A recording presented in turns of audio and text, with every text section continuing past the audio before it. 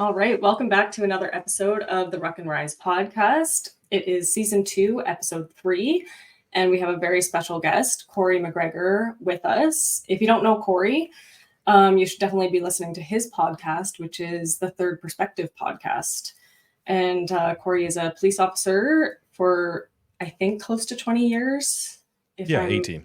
18, yeah, so pretty close. And we're going to actually let Cory introduce himself because he knows himself better than anyone. Oh God, how do I make myself sound interesting? So Cory McGregor, as you've indicated, I maybe I fired myself. I am and have been a police officer for the last 18 years. I'm a father of 2 young girls who keep me on my toes and remind me that I don't know anything. I do run very amateurishly with Chaos, the Third Perspective podcast, along with Such. And we are, I guess, still in our first season, our first year, but we've taken a little bit of a break, much to Such's chagrin, just to recalibrate a little bit and get some different guests on that we're trying to get going. So you will see more of us, just in case anybody's wondering where that is. I was actually. Yeah, it was the first time that I missed that Wednesday deadline where I didn't make a joke about it anyways. Other than that, I don't know. I like long walks on the beach and holding hands and candlelit dinners. And like I said, my girls keep me very busy. And I've found that a lot of my hobbies have sort of started to surround around what their hobbies are and how I can fit those in. I'm a father for the first time, and making it up as I go, I guess, is probably the easiest introduction to myself. Yeah, I can relate to that. I was going to say, I think that's the best way to describe parenting is just making it up as you go. That's, all the time. Yeah, exactly. So like we said, you've been a police officer for 18 years. What got you interested in becoming a police officer when you were younger? Was it a specific event that happened in your life, or was it something that you had a family member in the family or a member in the family who was an officer and you were curious about it, or what kind of led you that way? Yeah, great question. And I always ask this of new police officers as well, is why did you get into this? And I'll tell you right now, before I get into sort of my background, that the answers are as varied as you can think of. I'll hear sort of a general theme, which is a little bit what I wanted to do, which is I wanted to help people. And it sounds cliche that you say you want to help people, because you can help people every day in so many small different ways. You don't need to go be a first responder. You don't need to serve your country specifically. But there was something that was attractive. And originally I was looking at the military to go in and serve. And it was more of a lack of a desire to figure out what I wanted to do. I figured out the reason I didn't go into the military was because I didn't understand that I could go in, have no idea what I wanted to do with that career, and then proceed on. I thought I needed to figure out whether or not I wanted to run the Army or not. And if I didn't know, or if I didn't realize I wanted to run the Army, then what the heck was I getting into the career if I didn't understand? So I kind of procrastinated a little bit. And I realized that through several small jobs and things that I was doing, that I really enjoyed the help aspect. So it wasn't one particular incident. Like I didn't have a police officer save me. I didn't, admire anybody. I grew up in sort of a major metropolitan area, so I had all the municipal forces, and I saw these people that looked dapper and they did things and sometimes yelled at me and gave me tickets and stuff like that. But I happened to eventually get drawn to the RCMP. And it was funny because I always make this joke that I never grew up around the RCMP. So the RCMP to me were these guys that stood there with bad mustaches and their body armor never quite, touched their panels because they had these bellies and stuff like that. And again, it was just what I was accustomed to, because these guys would come into the city for courses and stuff like that, and I would see them. But great hats, though. Great hats. Well, you got to have great hats, right? Like, what's the point of being a part of an organization if you don't have a great hat, right? Exactly. The Stetson, though, not the forge cap. No, the Stetson. Anyway, that's another aside that's quite boring. But so I decided one day that I wanted to get into policing to help people. The idea was to do the things that other people weren't able to do past when they would have given up. And that's not to say that there's not extremely strong people out there and that the people that are in policing or first responders are by nature those people. I think a lot of them are taught to be that person rather than being that person coming in. But it was doing what was needed to be done when it needed to be done, even when you were the only one who wanted to do that. So it's being the only person in the room to say yes when everybody else is saying no. And I found that the helping side of things was quite it was quite strong at the beginning of my career. And it's not that, and I don't want that to be misinterpreted, that I don't want to help people now, because I do. I absolutely have a deep desire to help people. And I think that the longer that I've been in this career, the more compassionate I've been for people who are literally having the worst day of their life, or the worst year of their life, or the worst 10 years of their life.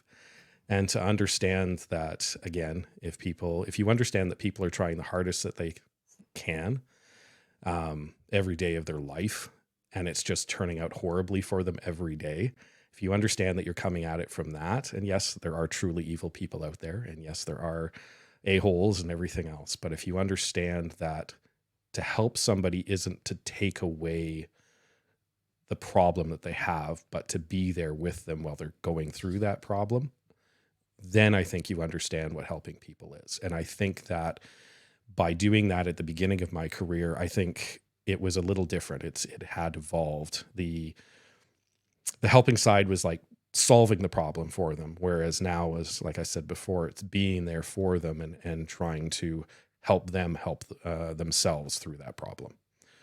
And I did say before that I was going to ramble, and I think that was probably about 4 minutes of rambling for one question, just as an FYI. No, I think you had some good points there, and I have a couple questions. I'm going to try not to forget them. One thing you said is that you, in a room full of people saying no, you were the one to say yes a lot of the time. Is that a trait that you learned from your parents, or is that just something that you kind of always have had? Like, how do you think you came up with that mindset, especially at a younger age? Oh, that's a great question. Yeah, I definitely have my parents to thank for that. And it's not because of anything in particular. It was the character of who they were. And that's not to suggest that if you're not doing that, you don't have character. But it was, my parents always did the right thing, even if it wasn't the easy thing. And sometimes it was detrimental to them. And I think that that's something that's lost on people today, which is the detrimental side is somehow wrong. It shouldn't happen to me. I shouldn't be at the losing end of this, even though it would be right. I think that there's a lack of understanding where, yes, I may be disadvantaged. I may not get as much out of this particular situation if I don't lie, cheat, and steal, for instance. And I know that's a generalization, but it's, if I don't automatically try to get as much as possible for me out of this situation, that I'm somehow going to lose. And I think that what we need to understand is when we do what's right, when we get what we need, but not everything that we need, somebody else benefits. And if everybody is doing that, then everybody benefits. And it's that idea of, I'm going to give up a little bit of what perhaps my girls could have so that somebody else can have that, with the hope that eventually, and I'll never know it, it'll come back to me when I need it. Absolutely.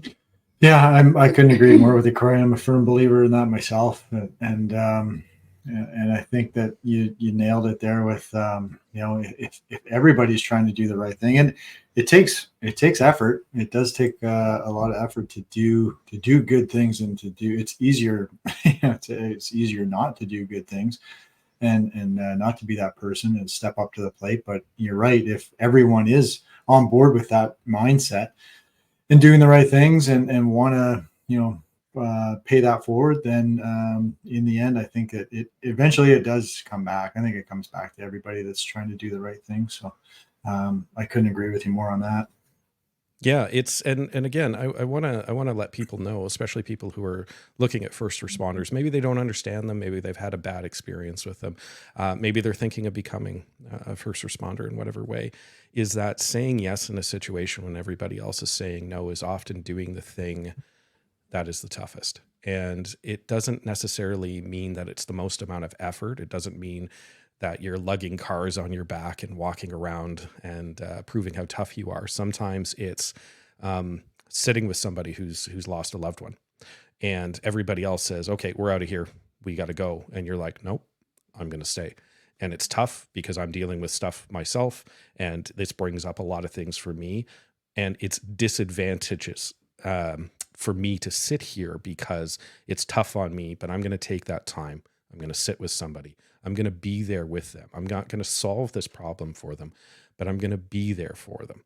And it's like little things like that throughout our career that really makes that difference. It's not about the big flashy things that happen. It's not about saving people from burning buildings. It's not about bringing people back to life, even though the first responders, I mean, that's bread and butter. That's exactly what we want to do. But it's about those small little things day by day, about doing the things and saying yes to the things that everybody says no, that I think really makes the difference in the career and really makes a difference in when I look back on it, whether or not I hold my head up or I hold my head down. Yeah, again, couldn't agree more. And I just sat down with a first responder, local firefighter last week, actually, and we were having conversation about sort of this very topic. And he was telling me a story of, they're often first on the scene for Yep. a number of calls, right? Mm-hmm. So he was, his crew was first on the scene for call for potential suicide. This Yep. young teenager or whatever had a knife threatening to kill himself, and so they were first on scene. And for whatever reason, he just sort of told his crew, "You guys just hang back by the truck for now. Let me see if I can de-escalate this. Let me see if I can reach one-on-one to this young adult and see where I can get." And so he went into the stairwell and he just sat with this young gentleman and had conversation. And I think in that moment, that's exactly what that young person needed, was just to maybe sort of vent and have someone listen to his crisis, what he was dealing with, his challenges, what he was going through. And this particular firefighter was that was the ear for him to sit and voice and vent to, and it did. I mean, it de-escalated the situation and came out with a positive outcome to the point where that youngster, I mean, this firefighter went sort of, I would say, I'm not going to say above and beyond, because you would think that just typical good human nature would you'd be so inclined to take this step, but he offered up his personal information and a phone number that if he ever needed, if he was going into this place again, or was feeling this level of negative thoughts again, by all means to reach out to him. And then for over the course of the next few months, he was in pretty close contact with that young individual, and got himself on the right path.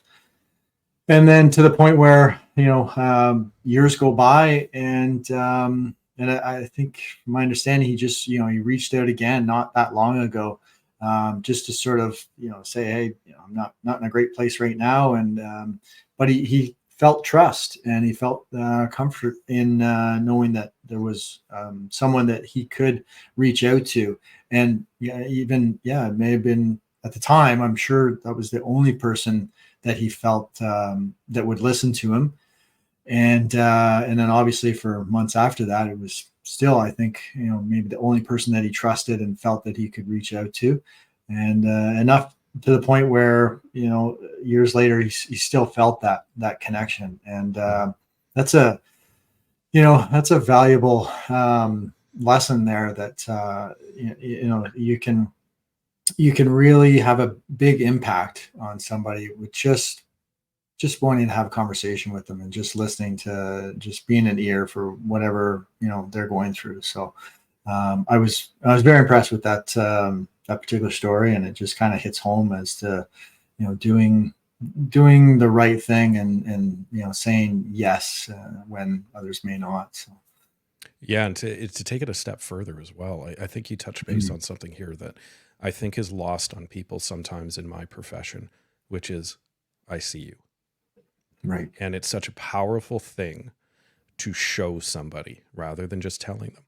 And in that particular situation, without knowing that gentleman and talking to him, I bet he didn't feel seen. And I don't mean I don't feel important.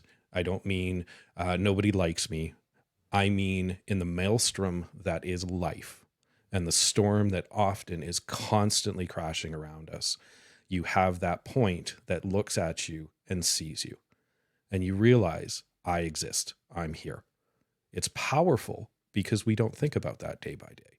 So when somebody says, I see you, it shocks us sometimes. I'll use the analogy of, if you ever been in a really busy place, at a wedding, in a mall somewhere, and you look over and there's a little baby staring at you smiling, what do? You feel immediately seen, and you stare back, and you're across distance just playing with this baby, and they're giggling, and you feel seen for half a second, and it makes you feel better.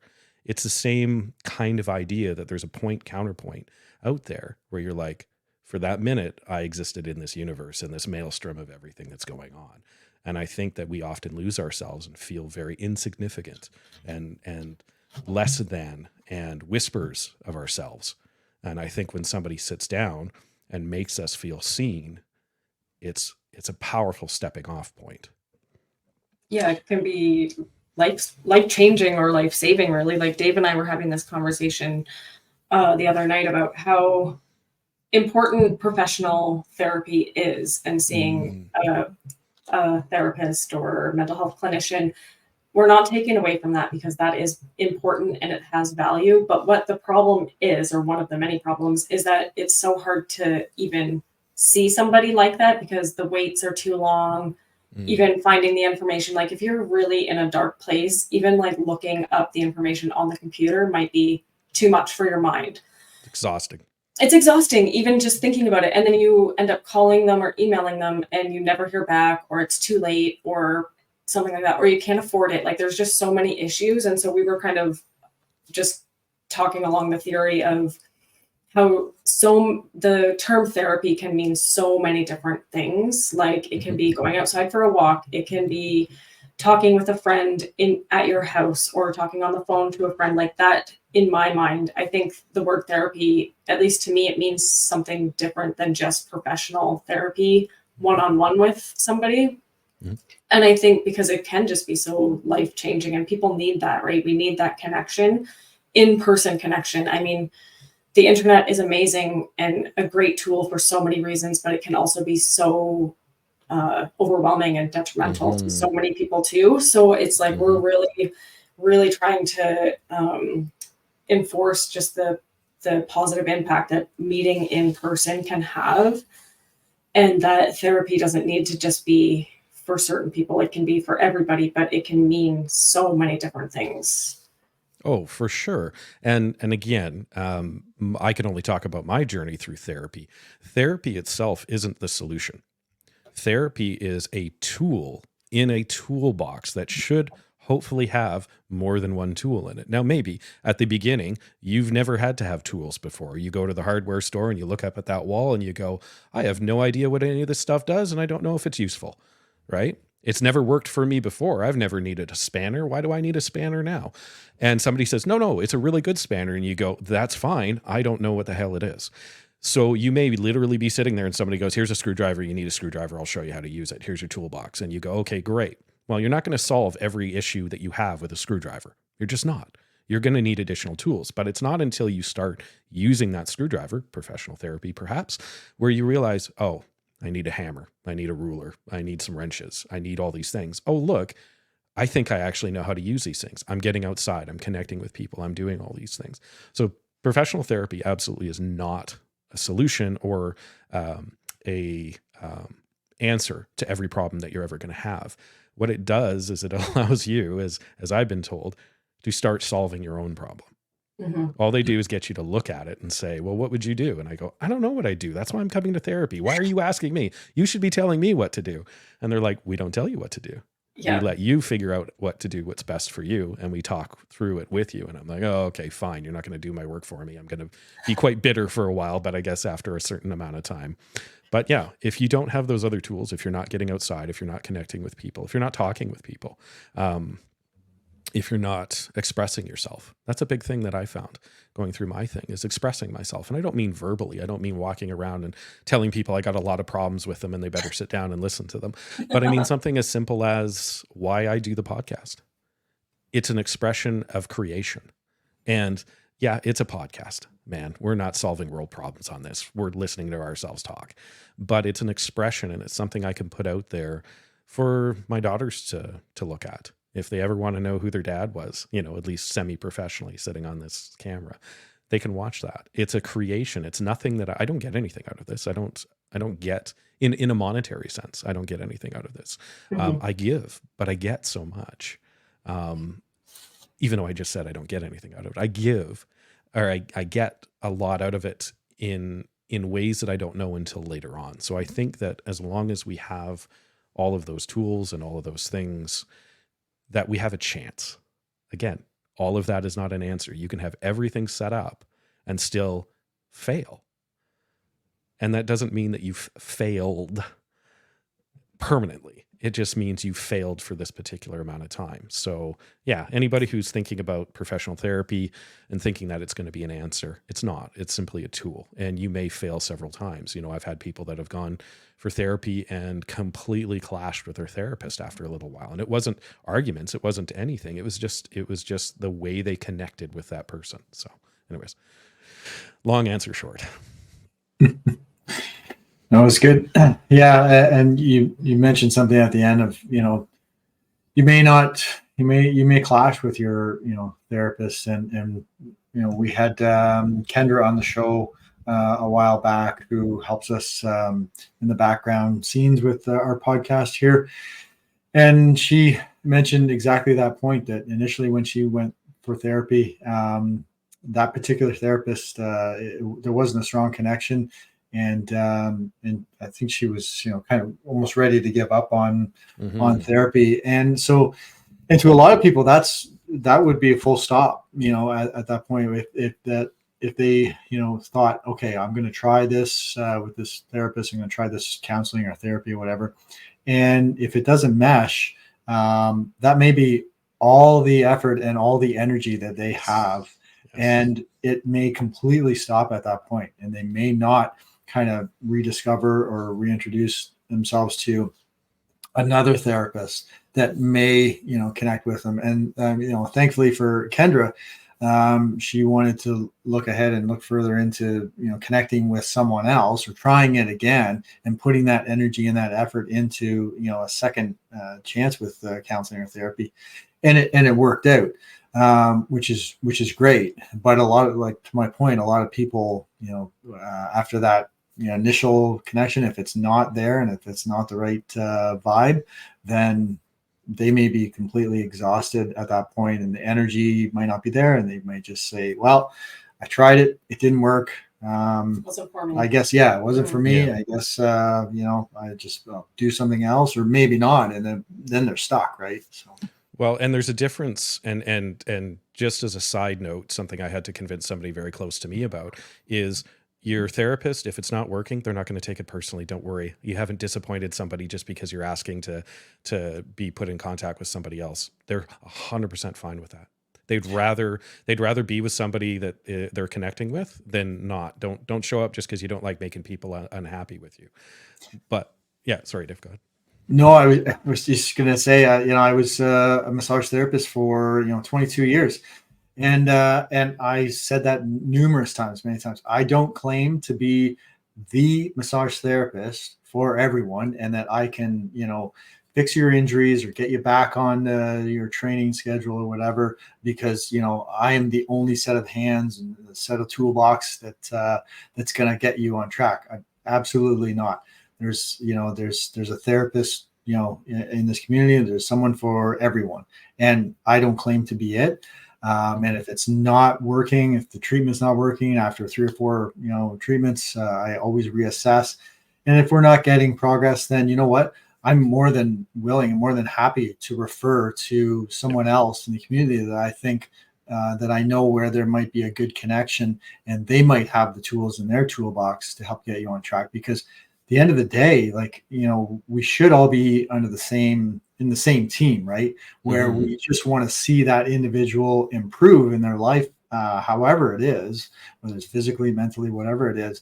And so, I'm not going to be, arrogant to think that I am the only one that they're going to be able to, is going to be able to fix them. Absolutely not. We're all on the same team. We're all on the same page.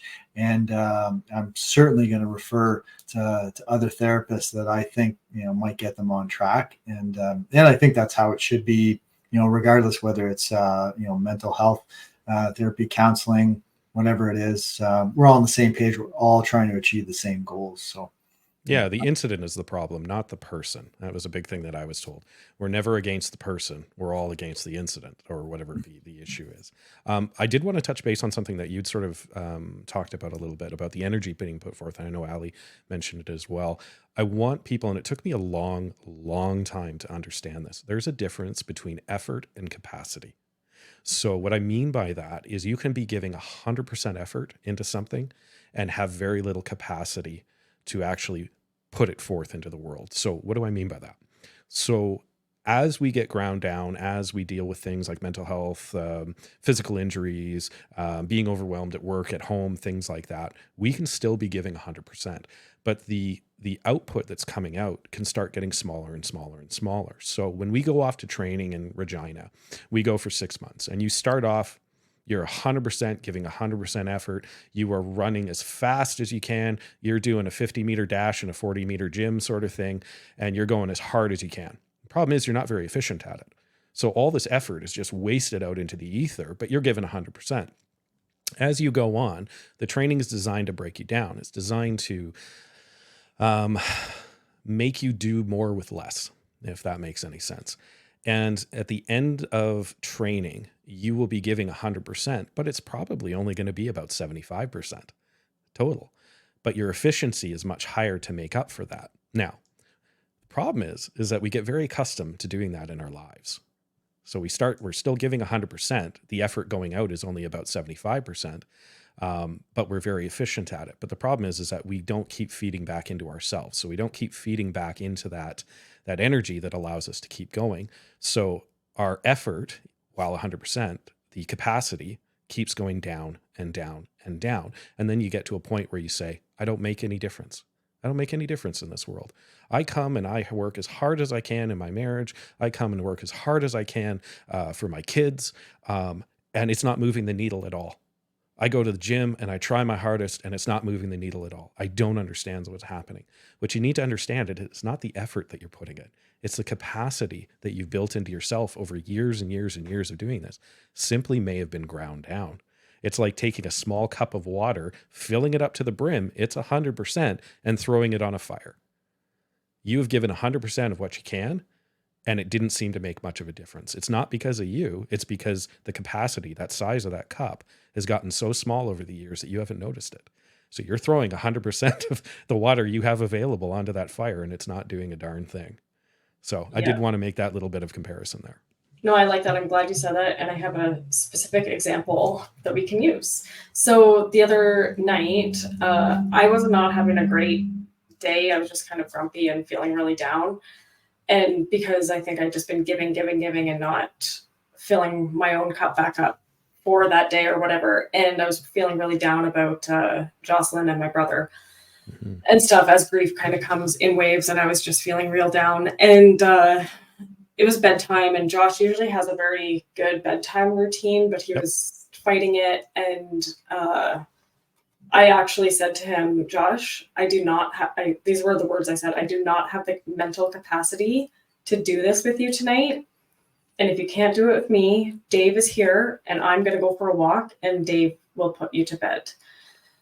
And he continued to have a complete meltdown, and I knew I was at the end of my rope. So I didn't actually leave. I just came downstairs to the basement and just took a minute to myself, because Dave was there for me to be able to lean on, and Dave took over the bedtime, because I didn't want to totally lose it on Josh, but I could just tell that I was, I just didn't have anything left to give, and no more patience to draw from. So I'm glad you said that, because capacity is such a huge thing that I don't think it gets recognized enough. And it takes some self-awareness, I think, too, to know when you're kind of at your limit. And sometimes you can push through depending on what's going on. And sometimes it's good to test your limits for sure. But in that situation, I thought, well, yelling isn't going to help this at all. It's just going to escalate things more.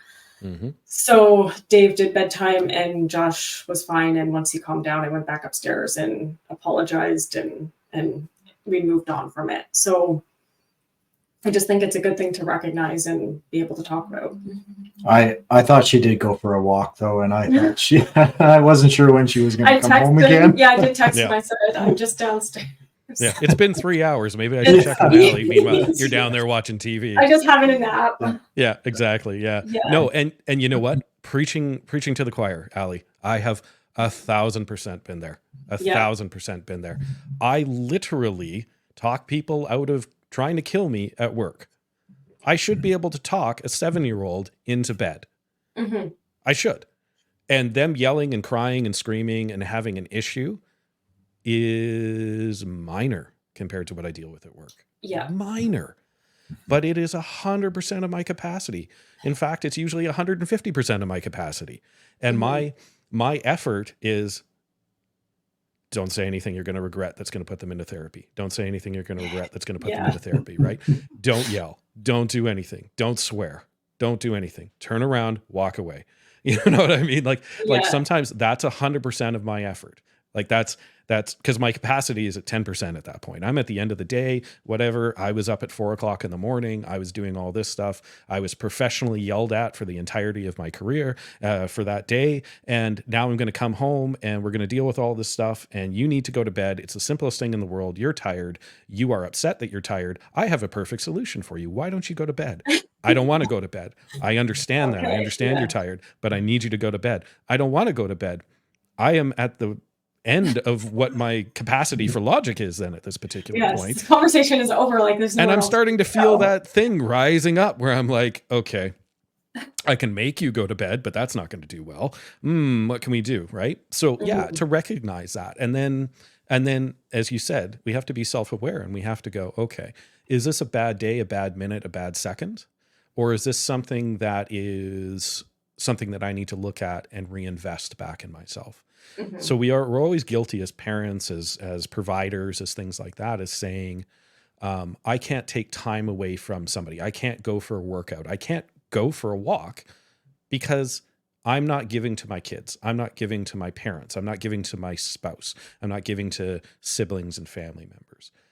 I'm taking away from them by doing this because I'm not there for that hour. Meanwhile, if you had gone for that hour and you'd invested back into yourself to maybe perhaps increase your capacity, the other 23 hours of that day, you would be able to provide more. It's more bang for your buck in that time. You haven't taken away an hour. You've given them 23 hours. But if you don't have that self-realization, and people say, well, I'm going to be selfish and I'm going to do it. No, you're not. You're literally being the least selfish you can by reinvesting in yourself so that you can give to everybody else. And if you get out of that mindset that it's not selfish to reinvest, it will pay dividends. And you're probably going to run into the same problem with Josh again, and you're probably going to feel exactly the same, and you're going to want to go for a walk. That's not going to solve that, but it is a very important point. Like I'm right there with you. Yeah, 100% agree with what you said for sure. I wouldn't say parenting. Well, I could say, I guess parenting is probably one of the hardest jobs in the world. And I, for the reason that the kids don't come with manuals. There's not a training, our careers and our jobs, we have, education milestones, and we have training, and we have, experience to fall back on. We gain it from our parents raising us, right from wrong, and how we want to mold our parenting styles and stuff. But the end of the day, your particular child, like they don't come with a textbook. They don't come with a manual, and they're all different. They're all unique. And so what worked for one child isn't necessarily going to work for the next one. And so it's a constant sort of, figuring out what tools are going to work, or what reasoning is going to work for that child. It's it takes a lot of capacity. So yeah, and they're you. Right? Yeah. Like at the end of the day, I have nobody to blame but me for how my kids react. Yeah, okay, they go to school. Yeah, okay, they hear some things and they do some things. But at the end of the day, the way I react to them often dictates how they're going to react to me. And I'm not saying if your kid freaks out one day that somehow you did something bad during the day. That's not what I'm saying. What I'm saying is that they freak out around you because they feel comfortable and safe to freak out around you. That is such a hard thing to understand.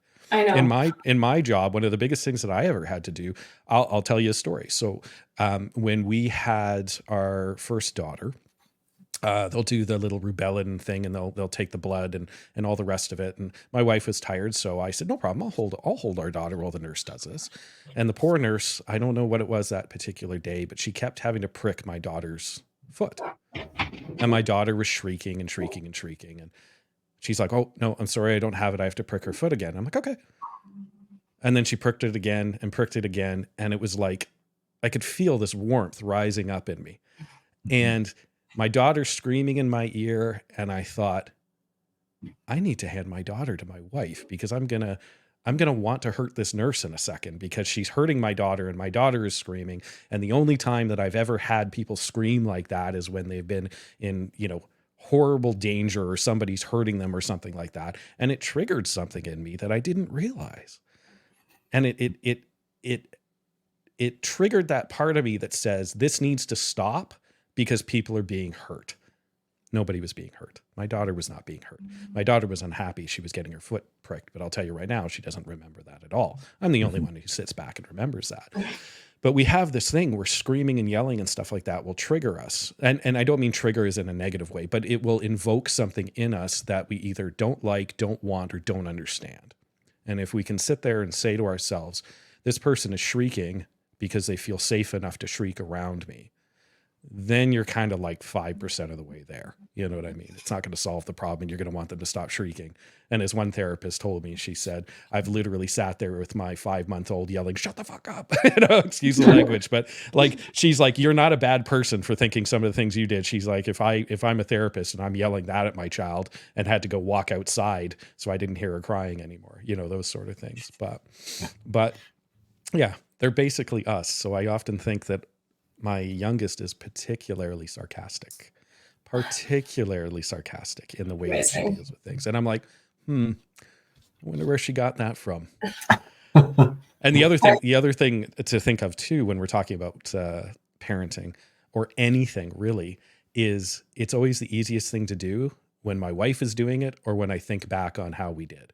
It's always the easiest thing, but not when I'm doing it. So maybe be a little easier on ourselves. Mm-hmm. Yeah, for sure. I love that you said that they're us, because Josh is adopted, but he is in so many ways so much like me. You would never know. It's so interesting, the like nature versus nurture. And I know lots of different things come into play, and we could talk about that all day, but some of the things he says and does, and because I don't really ever think that, like, obviously I'm aware that he's adopted, but it's not a constant thought running through my mind. I've been his mom since he was 1. So I'm just like, he does something and I'm like, oh my God, he's me. Like, I have created a little monster. Yeah, absolutely. Like the best kind of monster, but like, he's so much like, they just absorb so much, and just, some of the things he says, I'm like, oh my God. Well, because to you, or to him, you are the way, you are the lens to the world. Yeah. Right. How the world reacts to you and how you react to the world is how they view the world. I remember my daughters once, we were talking about something about fears that they had, and I was trying to assuage those fears. And I happened to mention that I'm scared of lots of things. And my oldest was just aghast. She's like, you're not scared of anything. And I said, why am I not scared of anything? She says, because you're daddy. And I'm like, if it were only so simple, right? But she doesn't get to see all the times where I am scared. So I've made sure to make points to show her that I'm not necessarily scared about something, but that I'm scared, I'm unsure, but I'm doing it anyways, right? Mhm. Saying yes when everybody else says no, right? It doesn't matter that I'm scared. I still have to do it. It's the right thing to do. So I'm going to go do it. We're not going to fiddle around. We're not going to try to come up with ways of not doing it. We're going to go. We're going to go because we need to go, because it's important and because it matters to somebody, right? So that's the same thing. They see us, they do what we do because to them it's important because we've done it. So it's important to them. Yeah. And I think as well, they don't see us failing as much as we actually fail at things or do things wrong. And to my point, yesterday, Josh, I came home from being away and was catching up with Allie and Josh. Josh was in the backyard, and he'd just come back from baseball. He had baseball yesterday, and I said, "How was baseball, Josh?" And he said, "Oh, it wasn't very good." I said, "Why wasn't it very good?" And he said, "Well, I made like 2 mistakes, or I messed up twice, or whatever. So it wasn't a very good game." And I said, "Josh, I just came back from a mountain bike race." And I said, "Do you know I was last place in my mountain bike race?" And he said, "No, you weren't." And I said, "Yeah, I was, Josh. I was last place in my mountain bike race." I said, "But I had a really good time. I had a lot of fun and I learned a lot. And I'm going to go back out and I'm going to go mountain biking probably tomorrow." And I said, "It's okay that you made mistakes, and it's okay to learn from them, and it's okay, you can still have fun." And so I just thought it was, kind of one of those moments where, he needed to understand that, parents aren't always, just doing everything right. Like they think that we're always, doing things right. And what we say is, kind of the gospel, or, the way it is. I think it's important that we share with them, our failures and our mistakes and things that shortcomings and things like that. So it was a good moment yesterday anyways. Yeah, and there is something too about sort of how we label things. So, and I've had that conversation with my daughters too about failing, but I think that we're so caught up in identifying wins and failures in our lives that I don't think we take the value out of the everyday things. So, like you say, you came in last. Obviously, that's not a failing, right? Right. Coming in last is just being last. It's not a failure unless you failed to execute something, for the Sean Taylor sort of thing. Unless there was something that you could have done and chose not to, not because you couldn't, but just because you didn't want to, maybe that's a failing. But doing all of that and identifying a failure or a win, like my oldest is the most competitive side of me that I've ever seen in my life. There's perfect or not at all. And because she's naturally skilled in several things, she will do something perfect. And then, like a spelling test, for instance, she'll get 19.5 out of 20 because she didn't capitalize a name or something. And to her, she comes home and she's gnashing and she's throwing her paper around and I can't believe I failed this and I'm never going to get perfect now. And I'm just like, are you kidding me? Like 19.5? Like, that's not a failure. But to her, I'm not going to convince her it's a failure. Mhm. But we're so busy trying to identify what are wins and failures in our lives that we're not actually living them. There's no failure. There's winning and learning, right? The biggest thing that I had in training was when I was doing our pistol qualifications and stuff like that. I always made the benchmark, but I wasn't the best. And there were a lot of people that were below me that had to go for extra training, had to being the word, because they would pick whoever the last 5 people were, had the lowest scores, and they'd go off to training. And to them, they'd failed because they had to go off on training. But the funny thing is as we were going and they kept going and kept going, they got better and better. And eventually they didn't have training, but they had almost twice as much time behind the pistol as I did. They didn't fail at all. They were better shooters than I was at the end of it, even though I had technically never failed. You know what I mean? It's this weird thing where if we apply it to life, we can be sitting there not failing, but we're really just the middle of the pack. You know what I mean? Because we're so busy trying to classify the fact that we're not failing, that somehow we're or winning and succeeding. Anyways, that's another rambling thing for you. No, I couldn't agree more. There's lessons learned in every aspect, regardless. And I'm certain that Josh, even though he was focused on the two mistakes that he made, I'm absolutely certain that he learned a lot through the process and gained experience. And so, next time he goes out, it'll be a clean slate and he'll have fun, but he'll also have gained further knowledge from the experiences that he did on that day with and it was no different for the race. I'm certainly not wrapped up on placing and where the placing was in the race. It was there were lots and lots of valuable lessons learned, and that's what I take forward. That's what keeps me going forward. And our kids, I think it's harder for them to sort of understand that or recognize that as their minds develop and stuff. But I think it's it's important to point out that the journey, there's a lot of wins in the journey and not so much just the end result there. So winning is trying, and then it goes up from there. Exactly. Yeah. So go ahead, Al. I was just I know you were waiting for me to update. We were in the green room before we came on, and I said, I'm just along for the ride for today. I don't really have, Allie's got the questions and everything.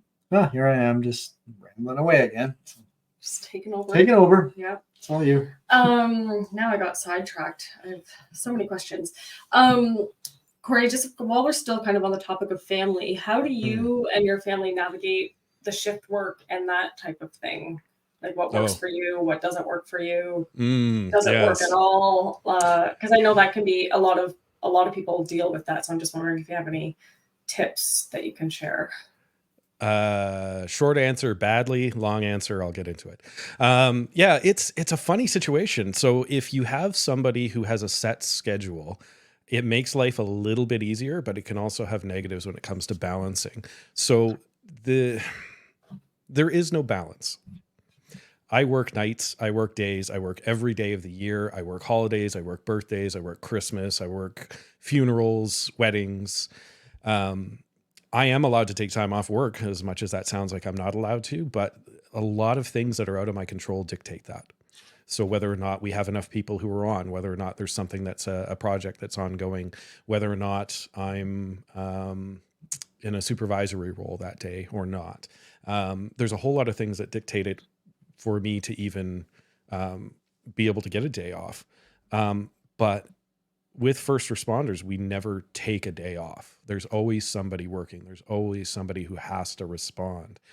So if you can understand the balance being that you will work when you don't want to, and you can get over that, then you can start sort of filling it in so that you can start adjusting expectations. And I know that sounds kind of harsh, but we've had it where we have delayed Christmas until the evening, or we've done Christmas early the day before, sort of things. And when my girls were small, it wasn't much of an issue because they're like, is it Christmas today? And we're like, not until tonight. And they're like, okay. Like to them, they're fine with that. It was my wife who didn't actually have a very good time with that. She wasn't very happy, where I'm like, well, I'd like to be there when they're opening up gifts. And she's like, yeah, but then we're depriving them of Christmas. I'm like, not really. We'll still do it in the evening and all the rest of it. Mm-hmm. But there's been a lot of points in my life where I haven't been able to be at something that I really, really wanted to. I've been the only one who hasn't been able to come. And there hasn't been any better of a reason than I had to work. And people say, well, then just take it off. And I'm like, but I can't. So the balancing side of things actually, believe it or not, falls on my family because I have a set schedule. I have to be there, rain, shine, whatever. So my wife works basically the equivalent of shift work without the nights. So her work is quite good at accommodating that. There are times where, for instance, I will watch my kids before a night shift. I will work that night shift, and then I'll come home and watch my kids again. No sleep. And then I'll go to work again. And I don't know if you've been up for 2 or 3 days in a row, but that is not a fantastic way of doing things. That's very few and far between. Anybody who thinks I'm driving around with, being up for 3 days, that's not the case anymore. That was during COVID and stuff like that. But the balance comes into, what are we looking to accomplish and what are we willing to adjust? Because it's not what are we willing to give up. It's this idea that things need to happen on a particular stand. So, a birthday, for instance. Okay, I'm going to be working your birthday. I can't be there for your birthday. So are we going to adjust your birthday? And are you okay with that? I've had this conversations with my daughters.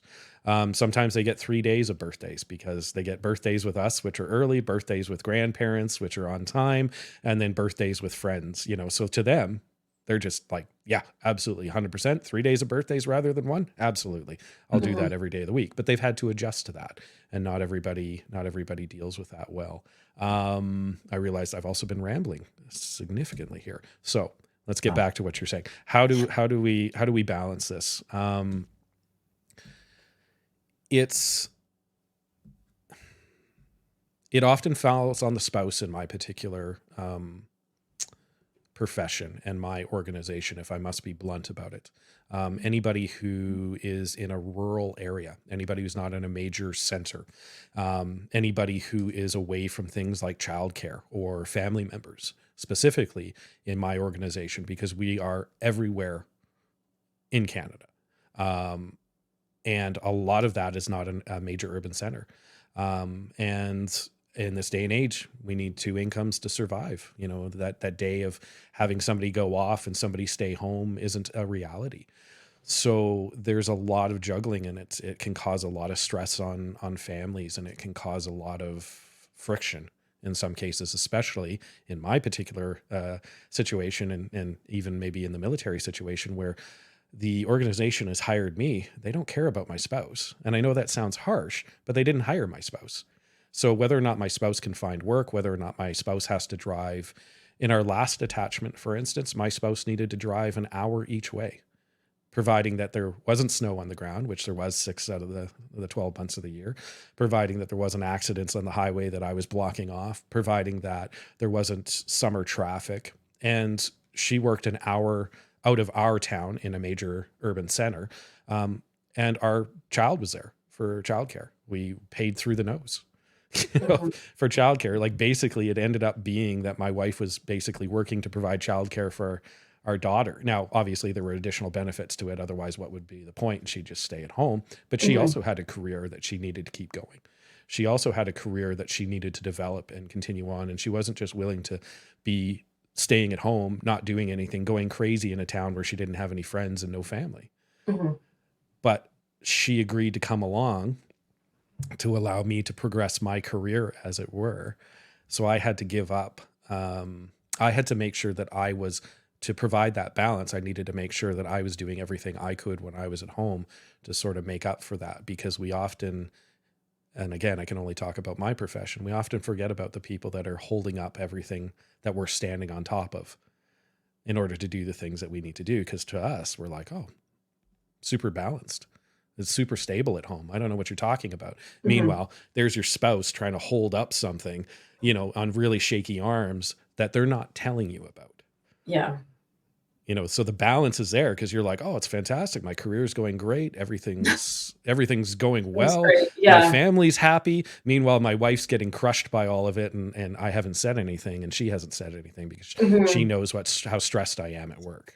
Yeah. Do you think a lot of spouses of first responders are afraid to, or I don't know if afraid is the right word, but nervous to pile that on, because being a first responder is so demanding and mentally and emotionally draining that maybe the communication breaks down sometimes? Yeah. How do you even bother having that conversation? Yeah. How do you even breach that? Like, oh my God, my husband just came home. Like, I remember once working a 23-hour day. Like a 23-hour day. Like, and to anybody who works 24-hour shifts and stuff like that, I understand that might not be a big deal, but it was literally a 23-hour day. I got called out. I started working well before my shift. I worked my regular shift. I was still going into that shift. Then afterwards, I didn't get to go home because I still had to deal with more stuff that was coming in. And I literally worked long enough that I started getting paid regular time because I was back into my shift again from the second day. I stopped getting paid overtime, even though I was still at work. So I come home and I say, great, I get 2 hours worth of sleep before I have to get up and go do this all again. My wife, I don't think would have been very comfortable going, you know what, it's tough for me at home. How do you even broach that subject? Yeah. How do you even, and then there's that caring thing, right? Like when we're at our capacity, any of us, the people around us are like, it's okay. I will deal with this. I'll run at 120% to make sure that I can, because I love them, because I care about them, because I want them to do well. And they will do that, and they will unbalance themselves in order to make sure that you're balanced. The problem is those situations, if they're not addressed, if they're not talked about soon, there's going to be an argument. I hate to say it. There's going to be an argument because it's like, do you not think I'm working hard enough? People deal with it, especially my profession. You question me? Oh my God. Really? You're questioning me? And it's this horrible idea of I always need to be in charge. So if that's happening, you're going to have an argument. For anybody who is listening, there's going to be an argument. But do you want an argument now where you can talk about it, work through it together, or after 5 years when you're taking the kids out the door because you can't deal with this anymore? Yeah. It's going to come, and it needs to come. But it's whether or not you approach it as a team or whether or not you're at your wit's end. And if this person doesn't stop doing immediately what they're doing right now, or you're leaving, that is that, like I said, somebody is always in unbalance if you're not talking about it. 100%. Yeah. Yeah. Couldn't agree more with that. And you kind of nailed it there. I mean, you work at a 23-hour shift, you're exhausted. Your spouse probably isn't going to maybe want to bring up that, you know what, I had this, and that go on at home, and I was taxed, in my capacities as limit. They're probably not going to broach that subject with you, but, they really should, because yes. It's got to be a two-way communication street. I mean, so it has to be open lines of communication. And so even though they may not want to, bring that up, recognizing that you're, 23 hours into your shift and you're exhausted, conversation still should happen. They still should be able to voice it and say, well, yeah, I can appreciate that, you're just coming off 23 hours, but I need to vent this, and that to you, and do it now. So because otherwise, to your point, it just kind of gets bottled up, builds up, and then 5 years later, that argument's happening, and it's not exactly, and it's not in a good place. So. Well, and it's in a place where it can't be solved. Yeah, because I can't, no matter what I do, solve 5 years of hurt that I didn't know was happening. Should I have known? Absolutely. There is no absolution of blame when it comes to that. But am I going to be able to take away 5 years of hurt and replace that with positive? No, I'm not. So I'm not going to be able to solve that situation. That situation has solved itself without my assistance. And again, it comes from a place of good with the person saying, I don't want to add. I don't want to add to their stress. I've had my wife, say those words to me. I don't want to add to your stress. And I'm like, it's taken me a while to be mature about it, but to go, oh my God, I had no idea you were dealing with this, that you had to hold this up. What can I do to make that better and take me out of it? Like, I'm not the problem. If I start thinking I'm the problem as in, oh my God, is she saying I'm a bad person because I'm doing all this? If I take me out of it and say, what's the problem? My problem is my wife isn't being seen. My wife is doing all of this stuff in order to make sure that I don't have to. Oh my God, I'm going to help her as much as possible. What do I need to do? And sometimes it can be small things. Sometimes that unbalance can be balanced again by me literally walking up and going, hey, I'm home from work. I know you've been home or you got home from work and all the rest of it. I want you to take 2 hours to yourself. And she'll go, no, I have a lot of stuff to do. I say, no, I'm not hearing anything about it. She's like, well, I don't know what to do. I'm like, well, that's on you to figure out. But I literally have to force her to take those 2 hours when I have the capacity. And sometimes even when I don't, you know what? Sometimes it's not about how comfortable I am. It's about what I can do for other people, right? Mm-hmm. Sometimes my comfort in that particular situation isn't valued more than her being comfortable for 2 hours. But I have to go out of my way to recognize that I need to do something, and I need to put effort in, and I need to do, even though I am tired, it doesn't matter. Nobody's discounting that. I still need to step up, and I need to do it because she loves me, because she expects it, and because she deserves it. And if I get out of my head that I'm not the problem, I shouldn't have to be dealing with this, why isn't she dealing with it, and help her deal with the problem, then we're so much farther ahead. Yeah, we're still going to have arguments. Yeah, we're still going to have things that we're dissatisfied with each other about, but we're going to talk about it. Yeah, we may not agree at the end of that talk, but I looked at her and I said, I see you. And at the end of the day, most of the spouses that are like dealing with people in my profession do not they're not seen. Mm-hmm. They don't feel seen. They feel forgotten. And that's everybody's fault. But if you can do something about it, and you can get out of your own way and acknowledge that you're the problem, then you will balance that situation as best as possible. Yeah.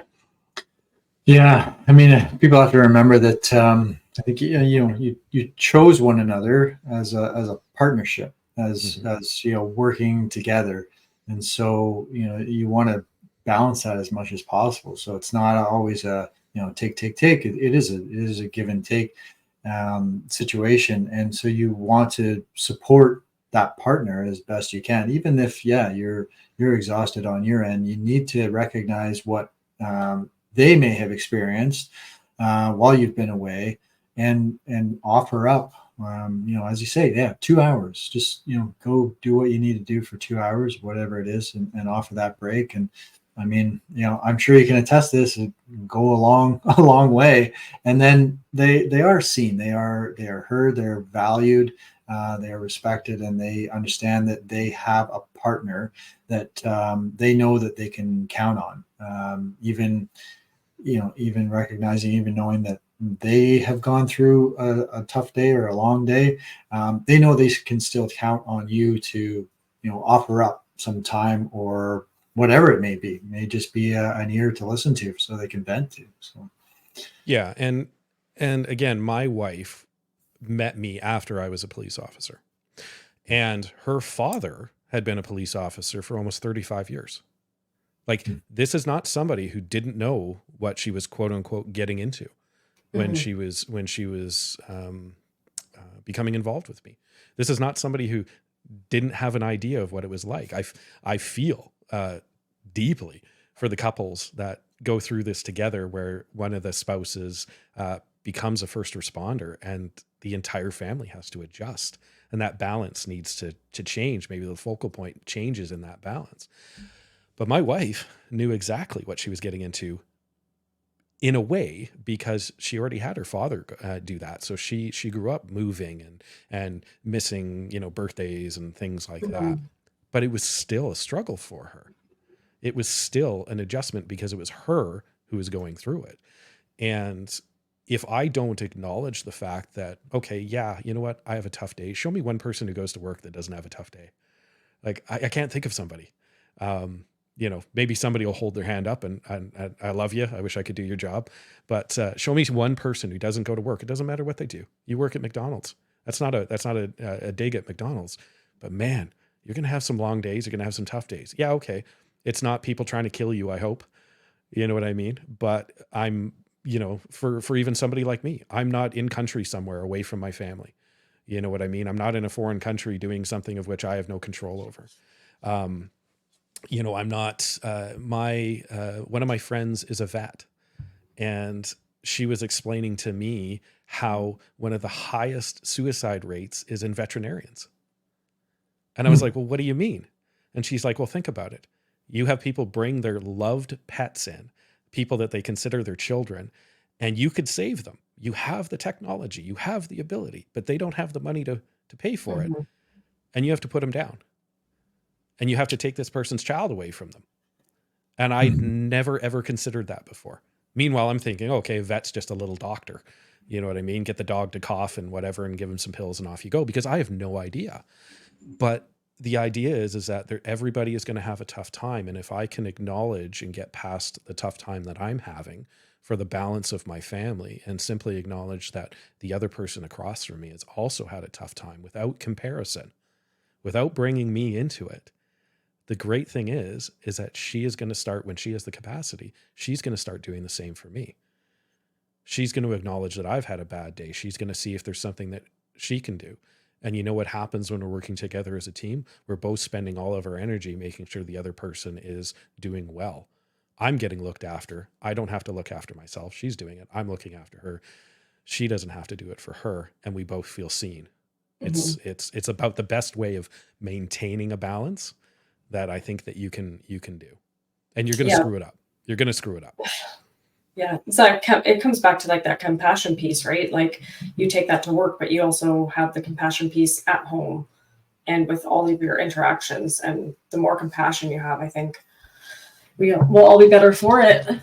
Really. Yeah. It's a winning recipe. That's for sure. Yeah. And again, if you're not investing back in yourself, if you're not investing back in your relationships, if you're not taking the time away from some of those things to give yourself the energy, give yourself the meaning, give yourself the purpose, you're useless to everybody else. You are 100% taking a small cup and trying to throw it on a fire and wondering why everybody's mad at you, that you're not contributing.